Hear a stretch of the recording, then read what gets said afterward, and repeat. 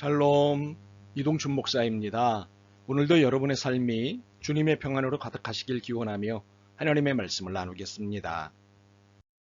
오늘 주시는 말씀은 누가복음 4장 16절로부터 19절의 말씀입니다. 예수께서 그 자라나신 곳 나사렛에 이르사 안식일에 늘 하시던 대로 회당에 들어가사 성경을 읽으려고 서심해 선지자 이사야의 글을 들이거늘 책을 펴서 이렇게 기록된 데를 찾으시니 곧 주의 성령이 내게 임하셨으니 이는 가난한 자에게 복음을 전하게 하시려고 내게 기름을 부으시고 나를 보내사 포로된 자에게 자유를 눈먼 자에게 다시 보게 함을 전파하며 눌린 자를 자유롭게 하고 주의 은혜의 해를 전파하게 하려 함심이라 하였더라. 아멘.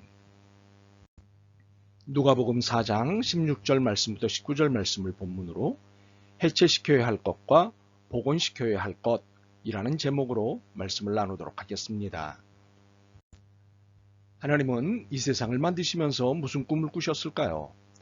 마음대로 휘두를 수 있는 세상? 말씀 한마디에 껌뻑 죽는 세상? 아닙니다. 하나님은 이런 세상을 꿈꾸지 않으셨습니다.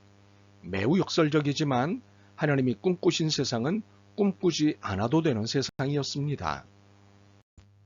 꿈을 꾼다는 것은 좋은 것이지요. 그러나 꿈을 꾼다는 것은 현재에 만족하지 못하는 현재의 부족이 있다는 의미입니다. 부족함이 없다면 꿈을 꾸어야 할 이유가 없습니다. 조심스러운 표현이긴 합니다만 하나님이 이 세상을 만드실 때는 꿈꾸지 않으셨습니다. 완벽했기 때문입니다. 완벽하신 하나님이 완벽한 작업을 하셨기 때문입니다. 인간에게 자유의지를 내주신 것도 완벽한 작업이셨습니다.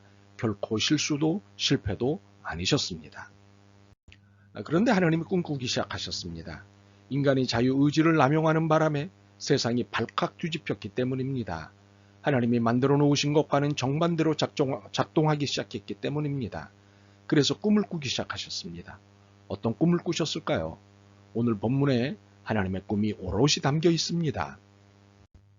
오늘 본문은 예수님의 평범한 일상 중 하나를 소개하고 있습니다. 안식일에 늘 하시던 대로 회당에 들어가 성경을 읽으시는 일상이셨습니다. 늘 하시던 대로. 그런데 그날 늘 하시던 대로 읽으신 성경의 본문이 예사롭지 않았습니다. 이사야 61장 1절 이하의 내용이었습니다. 18절로부터 19절이죠. 주의 성령이 내게 임하셨으니 이는 가난한 자에게 복음을 전하게 하시려고 내게 복음을 부으시고 나를 보내사 포로된 자에게 자유를 눈먼 자에게 다시 보게 함을 전파하며 눌린 자를 자유롭게 하고 주의 은혜의 해를 전파하게 하려 하심이라. 예사롭지 않은 이 말씀은 하나님이 이사야에게 주신 말씀이셨습니다. 그러나 이사야에게 주신 이 말씀이 예수님께 왔을 때는 예수님에게 주신 하나님의 말씀이셨습니다. 하나님께서 이 땅에 어떤 일을 하러 오셨는지를 이사야의 메시지를 통해 명확하게 소개하시는 내용이었습니다. 일종의 예수 사명서 같은 것이었습니다. 바로 이 사명서에 하나님의 꿈이 오롯이 담겨 있습니다. 그것은 사람이 망가뜨린 세상, 그래서 사람이 사람답게 살 수 없는 세상을 바로 세우시겠다는 하나님의 꿈입니다. 참으로 예수님을 이 세상에 보내신 하나님의 꿈은 사람 사는 세상을 만드는 것이었습니다. 우리는 하나님께 영광이라는 교리 때문에 이 세상이 사람 사는 세상임을 망각할 때가 있습니다. 마치 하나님이 살기 위해 만들어진 곳으로 착각할 때가 있습니다. 그러나 이 세상은 하나님의 살기 위해 만든 곳이 아닙니다. 우리를 살게 하시려고 심혈을 기울이신 곳입니다. 사람 사는 세상을 만드신 것입니다. 그렇기 때문에 망가진 이 세상을 보고 아파하신 것입니다. 그 아픔이 예수님을 이 땅에 보내게 하신 것이지요. 그리고 이 땅을 회복시키는 데 전력을 다하신 것입니다. 하나님의 꿈인 사람 사는 세상을 회복시키시기 위해서 말입니다. 그렇다면 사람 사는 세상의 진위는 무엇일까요? 무엇보다도 사람이 사람답게 사는 세상을 의미합니다. 18절과 19절에 소개되는 사람들이 있습니다. 가난한 자, 포로된 자, 눈먼 자, 그리고 눌린 자들입니다. 이 사람들은 어떤 사람들입니까? 소외된 사람들입니다. 전시받는 사람, 천대받는 사람들입니다. 시대가 바뀌어도 여전히 혐오와 배제와 차별을 받는 사람들입니다. 물론 자신의 잘못으로 이렇게 된 사람들도 있습니다. 그러나 그렇지 않은 사람들이 대부분입니다. 가난, 자신의 의지와는 상관없이 나면서부터 가난한 흙수저들입니다. 또한 상황과 구조에 의해 가난해진 사람들입니다. 포로, 자신의 의지와는 상관없이 거대한 권력에 의해 모든 삶을 사로잡힌 사람들입니다. 눈먼, 원치 않는 질병에 의해 시력을 잃은 사람들입니다. 잘못된 교육에 의해 옳지 않은 관점을 갖게 된 사람들입니다. 눌림, 다양한 폭력에 의해 시달리는 사람들입니다. 힘이 없어서 어쩔 수 없이 이런 형편에 처해져 있음에도 불구하고 이들은 무시당하고 천대받고 억압당하는 삶을 사는 것입니다. 바로 이 사람들을 해방시키고 자유를 선언하시는 하나님이십니다. 더 이상 혐오와 배제와 차별을 하지 말라고 선포하시는 하나님이십니다. 더 이상 내 형상을 더럽히지 말라고 선언하시는 하나님이십니다. 18절과 19절을 세 번역으로 읽겠습니다. 주님의 영이 내게 내리셨다. 주님께서 내게 기름을 부으셔서 가난한 사람에게 기쁜 소식을 전하게 하셨다. 주님께서 나를 보내셔서 포로된 사람들에게 해방을 선포하고 눈먼 사람들에게 눈뜸을 선포하고 억눌린 사람들을 풀어주고 주님의 은혜의 해를 선포하게 하셨다. 그렇습니다. 하나님의 꿈은 사람을 사람답게 살지 못하도록 만든 일체의 분위기와 구조를 해체시키는 것입니다. 그러므로 사람이 사람답게 사는 세상이란 사람을 사람답게 살도록 만드는 세상을 의미합니다. 하지만 이것은 하나님이 하나님 대접 받으시겠다고 하시는 것이 아닙니다. 다른 말로 하나님 좋으시겠다고 이러시는 것이 아닙니다. 우리들 사람들 좋으라고 이러시는 것입니다. 왜요? 우리가 하나님 자신이기 때문입니다. 하나님이 친히 심혈을 기울이신 하나님의 형상을 닮은 존재이기 때문입니다. 그래서 사람이 사람을 혐오하고 배제하고 차별하는 것을 참으실 수 없는 것입니다. 그래서 사람을 사람답게 살도록 만드는 세상을 위해 혐오와 배제와 차별의 구조를 해체시키시는 것입니다. 가난한 자, 포로된 자, 눈먼 자, 눌린 자들을 해방시키시고 자유를 선포하시는 것입니다. 이들에게 함부로 하지 말라고 선포하신 것입니다. 이렇게 하심으로 사람을 사람답게 살도록 만드는 세상이란 사람이 사람이라는 것을 자랑스럽게 여기도록 하는 세상에 의미를 담게 하신 것입니다. 더 이상 혐오와 배제와 차별이 없는 세상이라면 이 세상에서 사람으로 산다는 것에 모두가 얼마나 자랑스러워하겠습니까? 사람이라는 것 하나만으로도 얼마나 자랑스럽겠습니까?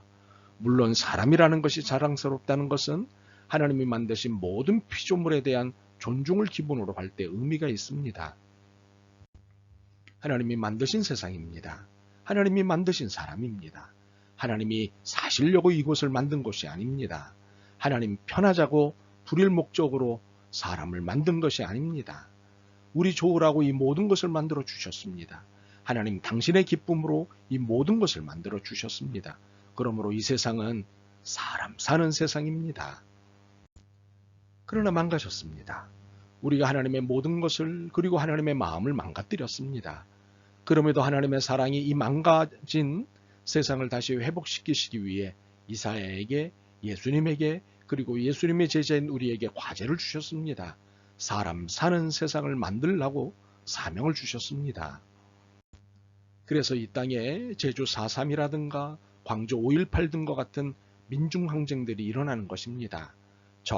저항함으로 하나님이 부여하신 사람 사는 세상을 만드는 과제를 수행하는 것입니다. 그래서 이 땅에 사람으로 산다는 것을 자랑스러워 하게끔 해야 합니다. 이 과제는 누구보다도 우리 그리스도인의 몫입니다. 한국교회는 너무 오랫동안 군사문화, 승리주의, 정복주의, 그리고 이런 사상에서 나온 혐오주의, 배제사상, 차별주의의 신앙과 신학을 꾸렸습니다. 이것이 오늘날 한국교회가 변질된 이유입니다. 그래서 한국사회로부터 욕을 먹고 외면당하는 이유입니다. 한국사회는 한국교회를 향해 이런 말까지 합니다. 너희 하나님은 죽었다. 얼마나 심각한 말인가요?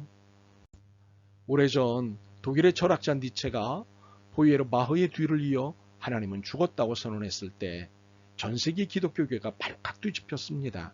니체를 향해 사탄이니 막연히 하며 난리를 쳤습니다. 그러나 니체가 의미한 하나님은 바로 삐뚤어진 신관에 비친 가짜 하나님이었습니다. 하나님 자체가 아니라 일반 사람들의 머릿속에 그려진 잘못된 하나님, 사람들을 속박하고 노예하는 그런 종류의 하나님은 죽어버려야 마땅하다는 것이었습니다. 그러므로 이 땅을 사람답게 살지 못하도록 만드는 군사문화, 승리주의, 정복주의를 해체시켜야 합니다. 이런 사상에서 나온 혐오주의, 배제사상, 차별주의들을 해체시켜야 합니다. 대신에 평등과 공평, 정의와 화해, 사랑과 포용이 복원되도록 해야 합니다. 그래야 하나님을 만날 수 있습니다. 이렇게 되기 위해 우리는 말씀을 따라 좁은 문과 좁은 길로 가야 합니다. 좀 더 불편한 삶을 감당해야 합니다. 누리기 위해서 사는 것이 아니라 나누기 위해 사는 것임을 잊지 말아야 합니다. 이렇게 해서 하나님이 꿈꾸시는 사람 사는 세상을 만들 수 있었으면 좋겠습니다. 아멘. 주님, 너무나 부끄럽게도 저희 안에 차별과 혐오와 배제의 태도가 깊게 또아리를 틀고 있는 것을 보았습니다. 더욱이 교회로서는 결코 해서는 안 될 사람이 사람을 무시하는 일들이 버젓이 자행되고 있음을 깨달았습니다. 참으로 저희를 불쌍히 여기시고 더 이상 이렇게 살지 않도록 도와주옵소서. 예수 그리스도의 이름으로 기도드립니다. 아멘. 오늘도 여러분의 믿음과 삶을 응원합니다. 사랑합니다.